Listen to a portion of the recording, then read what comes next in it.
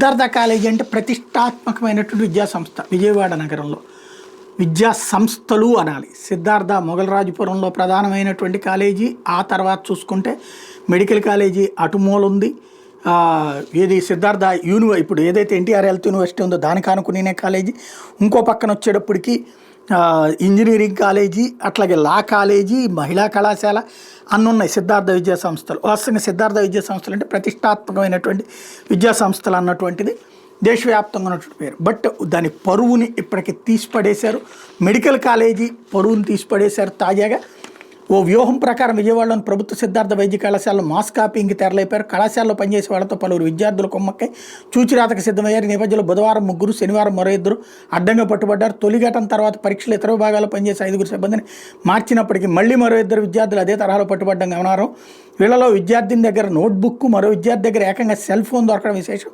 పరీక్షా కేంద్రంలోకి తనిఖీలు చేసి పంపాల్సి ఉండగా వీళ్ళిద్దరు నోట్బుక్, సెల్ ఫోన్ లోపలికి ఎలా తీసుకెళ్లారన్నది ప్రశ్నార్థకంగా మారింది. విద్యార్థుల దగ్గర తరగతి గదుల వద్ద దొరికిన స్లిప్పుల్లో అత్యధికం ఆ రోజు పరీక్ష పేపర్లోని ప్రశ్నలకు జవాబులు ఉండటం గమనార్హం.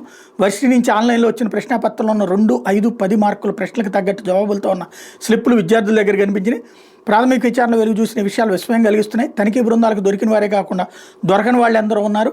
గత అనుభవాల దృష్ట్యా 2 ఏళ్ల నుంచి ఈ కేంద్రంలో సప్లిమెంటరీ పరీక్షలు నిర్వహించడం లేదు. మళ్ళీ ఇప్పుడు ఏర్పాట్లు చేశారు. విజయవాడ చుట్టుపక్కల ఉన్న 3 ప్రైవేటు వైద్య కళాశాలలో ఎంబీబీఎస్ చదువుతూ అనుత్తీర్ణులైన అంటే తప్పినటువంటి వాళ్ళకి ఇక్కడ పరీక్షలు రాసేందుకు ఏర్పాట్లు చేశారు. వీళ్ళలో కొందరు విద్యార్థులు ఎగ్జామినేషన్ విభాగంలో పనిచేసే వాళ్ళతో చేతులు కలిపారు. స్లిప్పులతో కాపీయింగ్కి పాల్పడుతున్న ఇన్విజిలేటర్లు, పర్యవేక్షణ అధికారి పరిశీలకులు ఏం చేస్తున్నది ప్రశ్నార్థకంగా మారింది. కొందరు 4th క్లాస్ ఎంప్లాయీస్ కూడా స్లిప్పులను చేరవేయడంలో కీలకంగా వ్యవహరిస్తున్నారు. విద్యార్థి నుంచి రహస్యంగా అందిన ఫిర్యాదు మేరకు ఎన్టీఆర్ ఆరోగ్య విశ్వవిద్యాలయ రిజిస్ట్రార్ సిఓఈలు బుధవారం తనిఖీలు చేస్తే 3 విద్యార్థులు పట్టుబడ్డారు. ఈ పరీక్షలకు అసిస్టెంట్ ప్రొఫెసర్లు, ఎండీ పూర్తి చేసిన వాళ్ళు ఇన్విజిలేటర్గా ఉండాలి. అందుకు విరుద్ధంగా నాన్ ఎంబీబీఎస్ ఫ్యాకల్టీకి ఇన్విజిలేషన్ బాధ్యతలు అప్పగించారు. దీని మీద అభ్యంతరాలు వ్యక్తమయ్యాయి. జూనియర్, సీనియర్ అసిస్టెంట్ ఉద్యోగులను ఎగ్జామినేషన్ విభాగం నుండి అకౌంట్స్ ఎస్టాబ్లిష్మెంట్ సెక్షన్లకు పంపించిన కాపీకి మాత్రం అడ్డుకట్టబడలేదు. విద్యార్థులు పరీక్షలు రాసే గదులు అంతస్తుల వారీగా ఉండటంతో తనిఖీలకు వచ్చిన వాళ్ళు తిరిగేందుకు ఎక్కువ సమయం పట్టింది. దీన్ని కూడా అక్రమార్కులకు అనుకూలంగా మలుచుకున్నారు. ఈ అక్రమాల వెనక భారీ మొత్తంలో నగదు చేతులు మారినట్టు తెలుస్తోంది. గత బుధవారం 3 విద్యార్థులు కాపీయింగ్ చేస్తూ పట్టుబడిన అనంతరం ఇతర పరీక్షలకు సంబంధించిన విద్యార్థులు పరీక్షా కేంద్రాలకు అనుమతించేటప్పుడు పూర్తి స్థాయిలో తనిఖీలు చేసేందుకు ఏర్పాట్లు చేశారు.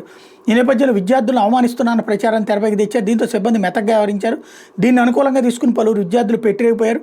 ఎన్టీఆర్ ఆరోగ్య విశ్వవిద్యాలయం పరీక్షల నిర్వహణకు మార్గదర్శకాలు ఇస్తోంది. వాటిని అమలు చేయాల్సిన బాధ్యత కళాశాల ప్రిన్సిపాల్ది. మిగిలిన చీఫ్ సూపరింటెండెంట్, ఇన్విజిలేటర్, విశ్వవిద్యాలయ పరిశీలకులు పరీక్షలు సజావుగా జరిగేలా చూడాలి. ఈ నిబంధనలకు తూట్లు పొడుస్తూ కళాశాలలో చూచిరాతలకు పాల్పడ్డారు. ఈ అక్రమాల దృష్ట్యా జవాబుపత్రాలు మూల్యాంకనం చేస్తారు, రద్దు చేస్తారని అనుమానాలు వ్యక్తమవుతున్నాయి.